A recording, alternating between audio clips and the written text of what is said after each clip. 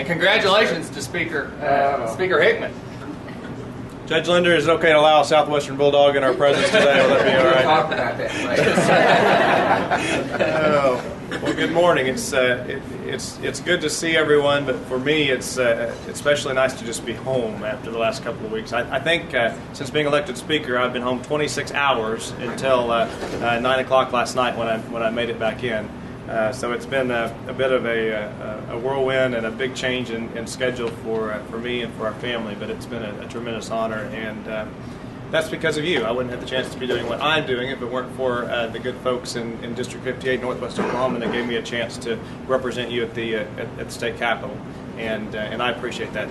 That would not have set things in motion to be doing what I'm having the opportunity to do today, which is serve the state and serve each of you as the Speaker of the House. And so I want to say thank you very much for that opportunity. I apologize to Judge Linder.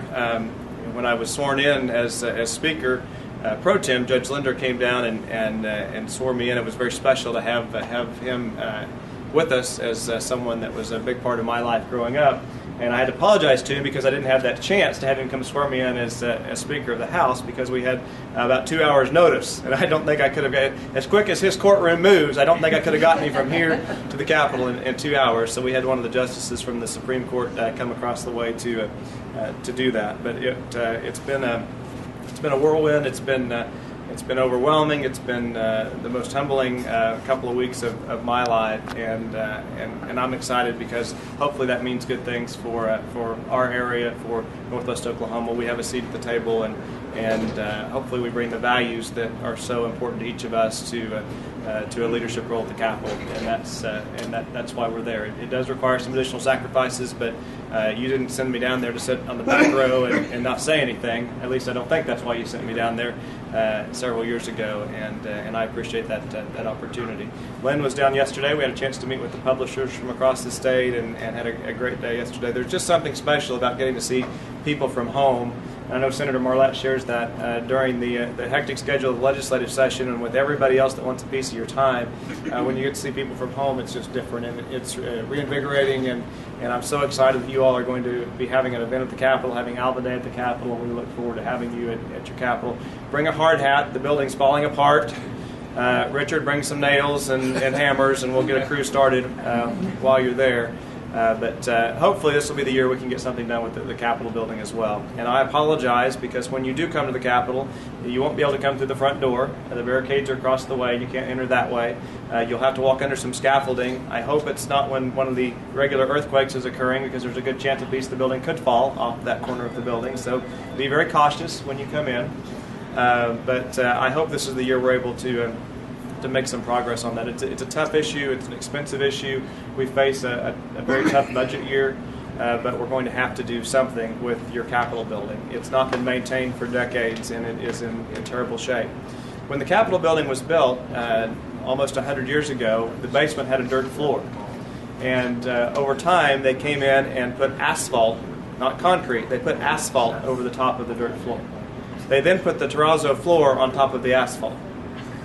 Well, now the sewer lines have all collapsed underneath the building, collapsed into the earth beneath the building, and there's nothing between that earth and the rest of the building but asphalt. So the smell is coming up to the building. We have no idea what we're going to find when we get underneath the building. We anticipate it's going to be a very significant environmental hazard when we actually get into that part of the project when we get there. The entire basement will have to be gutted. The rest of the building is beautiful. There's really not a lot of cosmetic work. We're talking about $160 million possibly for this project, and it's not for cosmetic things. It's a beautiful building. It's a museum, really, when you think about it. It's a beautiful museum for our state, and it was built as something that we can all be proud of. But you wouldn't build a building the way they built it today. The plumbing's behind plaster. We still have the knob and tooth electrical system behind the plaster. It's a wonder we haven't burned the building down. The building is in very bad shape, and we're going to have to do something with it, or it's not going to be usable very soon, and that takes money. The conversation is, how do you pay for it? Do we pass a bond issue? Do we send a bond issue to a vote of the people? Do we access rainy day funds? Do we take money out of the budget? What do we do? Last year a bill was passed to take money out of the budget. and it was tied to a tax cut, and the court found that that was log rolling. Excuse me. You can't put two topics into one bill.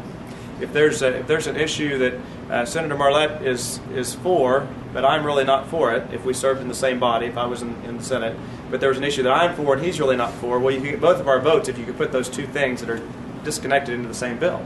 That's against the Constitution to keep things from that, like that from happening, where you were putting things in to force a legislator from your district to vote for something you wouldn't normally support. And so the tax cut and the repairs to the Capitol were two separate topics, and the court found that that was not constitutional. So we're back to square one. What do we do? And we're having those conversations. The Senate has passed legislation to do a bond issue. The House is talking about the best way to deal with that. And my hope is at the end of this session, a plan, somehow will come forward to deal with that. We received our budget numbers this week for what we'll be able to appropriate. We were initially projecting a $170 million budget hole before session. We really hoped things would improve, the economy's strong, and that we would have that hole would close, that gap would close compared to what we appropriated last year. In fact, on Tuesday when we got the numbers, it got worse. It's now $188 million less that we will have to appropriate this session versus last session. It's not because our economy's not continuing to grow and that our economy's not strong, because it is, and particularly in our area. We're very blessed in this part of the state. But in large part, it's because of all of the earmarks that we've put in place that take money off the top before the rest of the money is set aside to the legislature to appropriate. There's a number of programs that have been implemented over years that money comes out to fund certain things, and those programs continue to grow, and so that money automatically comes out. Some of them very good programs. Others could be argued that money needs to be in the budget up for grabs for everybody. But those programs are growing, and so that money comes out. And then whatever's left is what we have to appropriate. That's $188 million less than what we had last year. And so we face some very real budget challenges. And that's tough when there are great needs. Candace talked about the needs of our rural hospitals. And it's very concerning. I mean, the Hospital Association has told me that they feel like a third of our hospitals are in danger of closing. And we're not talking about hospitals in Oklahoma City and Tulsa. And they have their own challenges there. But our rural hospitals that really are important to the economic development as well as the health care of our rural communities, that's a very real issue. We're looking at some bills that will actually make some cuts in Medicaid, about $28 million that we're going to have to cut this session. And the reason that we're having to do that is if we don't determine where those cuts are made in Medicaid as legislators, then the program will be able to do that. And their priorities may be different than those that you've elected to the Capitol. And so Dr. Cox, who is the chairman of our budget committee, he's an MD, he's an emergency room physician in Grove at Grand Lake. He goes home every weekend and works in the emergency room, and he's back at the Capitol during the week. And he's taken the lead on trying to find the best places that we can make those cuts so that we don't jeopardize our rural hospitals. But we're going to have to make some changes. Over 20,000 people have signed up for Medicaid under the healthcare exchange that's been put in place for Obamacare. Now, not all of them will qualify, but let's say half of them do. That's 10,000 more people that will be on Medicaid that we have to find the dollars to pay for in our budget that weren't there a year ago. And so it's a challenge when you're $188 million short of what you had last year to appropriate. Everyone in the room knows the crisis we face in the corrections and the challenge that we have at Bill Johnson and our other facilities. Our starting pay for correctional officers is $11.83 an hour. And you can go make 3 times that in the oil field and not be the only person on the shift by yourself at night with nothing more than a flashlight, and not have to deal with the buckleheads at Fort Supply or at Helena or at McAllister or wherever else these prison facilities are located. It's a real problem. Our prisons are at over 100% capacity and 60% staffed. And that's a real challenging issue to deal with, particularly when we're $188 million down from where we were last session. Public safety in particular are areas that we have challenges. An area I focused on not only is corrections, but our highway patrol, where we're getting critically low on state troopers, and it's becoming more difficult to attract state troopers. DHS caseworkers, we have some positions there that require a college degree that the top end salary is in the mid $20,000 range. It's no wonder we can't find people to fill those jobs at DHS. A lot of our salaries are just not market competitive. Our benefits are higher than what you can make in the private sector, but our salaries are not competitive, and we've got to get that mix more to a market competitive level. Teachers, we're having a very difficult time finding teachers, and Mr. Parkhurst, I'm sure, will tell you operational dollars are a real challenge for our school districts. In the 10 years I've been at the Capitol, we've done a couple of teacher pay raises. In fact, we've done teacher pay raises since the last time we did state employee pay raises. But we haven't been able to put money into operations for our school districts. Fortunately, local property tax revenue has grown in many communities to pick up the difference there in some instances, but we've not been able to put operational dollars, just the money to keep gas in the buses, and we know how much gas has gone up in 10 years. Just the money to keep the lights on and the doors open and the utility bills paid. We haven't been able to do those things, and so there's challenges there as well. I say all that to talk about the needs that we have in state government, but we're not a high-income state. We have a lot of communities where there's a lot of poverty. We have a lot of challenges in that area and things that we need to do to look into that, and ways we need to find that we're not taking any more of your money as a taxpayer than what we need. So it's a difficult challenge to determine how we balance all that, and that's what we're going to be working through, and those are the challenges that we face in the coming legislative session. Our retirement systems are getting better as a state for our state employees and teachers and law enforcement, firefighters, police officers, all of those that fall under the state's purview now. So we're making progress in that area. Still not where we'd like to be, and still additional reforms that we have to make in those areas. So we're making progress, but we face some great challenges. Judicial reform is another topic you've heard a lot about. I'm not detecting that there's a lot of overwhelming interest in the House among our members in making wholesale changes to our judicial system. I think we're starting to maybe go back and look at our history and try to determine why our judicial system is set up the way that it is.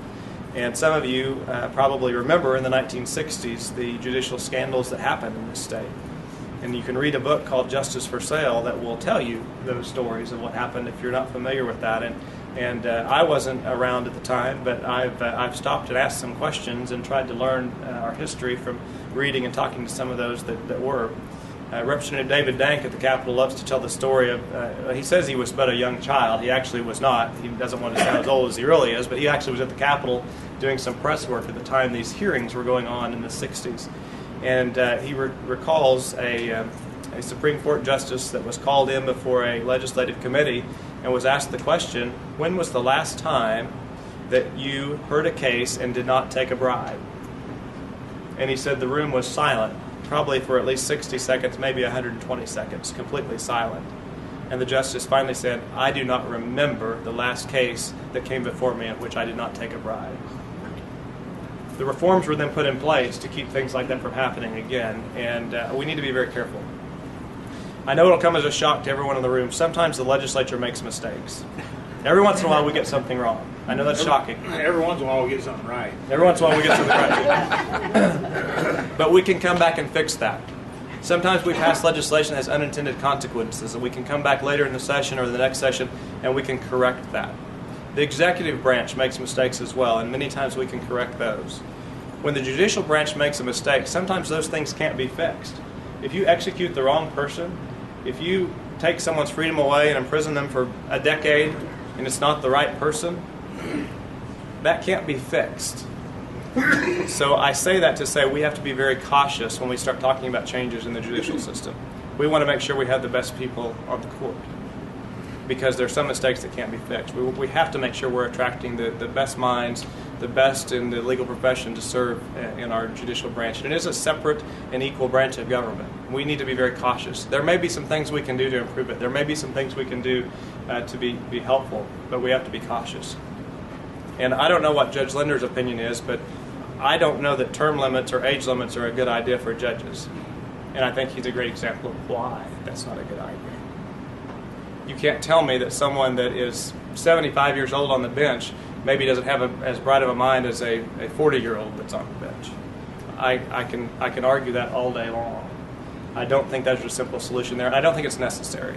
And so in the members I've talked to on the House side, I'm not detecting that we need to make some changes. Are there ways we can improve? Absolutely. And if you're not always looking at ways to improve any system, then we're doing a disservice to our citizens. But in terms of a scorched earth policy of making wholesale changes, I'm not hearing that that's a needed major reform is needed on our side. The last issue that I'm going to mention will be taxes. We continue to have conversations about our tax structure as a state, and that's important.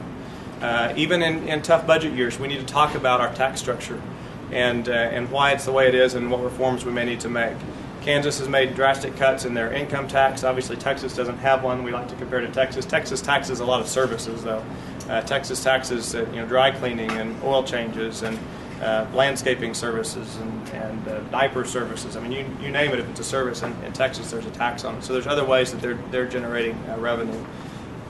We can continue to look at our income tax rate, and I think that's important. We need to make sure we're not taking more of Oklahomans' money, that we're not discouraging companies from coming here. The person that makes a decision about where our corporate headquarters is located is usually the top paid person in the company. Income tax affects that decision.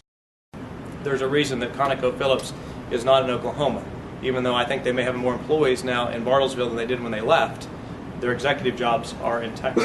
There's a reason that an Oklahoman who was CEO of JCPenney's, when that company moved and he wanted to come to Tulsa, ended up in Plano. He was able to convince his executives to move to Plano and move to Texas because there was no income tax. And those things factor in. So we have to be aware of those. Now, we can't be irresponsible with how we look at our tax structure. And ultimately, we need to be looking at probably our entire tax structure. Why do we tax the things we do? Is there a better way to generate that revenue? Could we replace the income tax with sales tax on services? Could we reduce the income tax with some offsets in tax credits or other areas? I think our property taxes are probably high enough, and particularly in our agriculture communities. I think we can sure make the argument that we don't want the Kansas system for property tax. But we need to always be looking at the comprehensive system, and that's not something you can do just in the course of a few months. And so we'll, I hope, be looking at our entire system. The last part of that is gross production tax. The incentives on horizontal wells will be expiring soon. The 1% gross production tax they pay will go up to 7% unless we do something. We're having conversation with the industry. We'll also be having conversation with mineral owner groups and royalty owners who pay that as well. It's not just the oil companies that pay gross production tax. It comes out of your check if you're a mineral owner as well. And so we need to look at that. We don't want to do anything that's going to drive that drilling across the line into other states that may have better incentives. But we also want to make sure that the program is fair and equitable. And we'll be having those conversations and getting up to speed on that issue. That's an issue that affects us significantly here, and a lot of that wealth is created in this part of the state. And that's an issue we're going to have to deal with. If we do nothing, that will go up to 7%, which is what vertical wells pay. There actually is a separate rate for horizontal versus vertical. At the time, horizontal wells were more expensive to drill and they took longer. That technology has been made cheaper and faster than what it used to be. And so the industry has asked to be part of that conversation, and I think there's some room to reach a compromise. I'm just not sure what that needs to look like just yet in the less than 2 weeks that I've had in the Speaker's office to study some of these issues. So I'll stop there, let Senator Marlette share some of what's going on the Senate side, and then we'll be happy to answer any questions. But thank you again for what you all are doing. There's nothing more important going on at the Capitol than what you're doing here. You send us down there to represent you, but the things that you're doing in this community to create a strong economy, to create quality of life, to attract people to this community, to improve education for our children and our students that come to our university, that's far more important than anything that we're doing at the Capitol. And it's not often enough that we have a chance to say thank you for the difference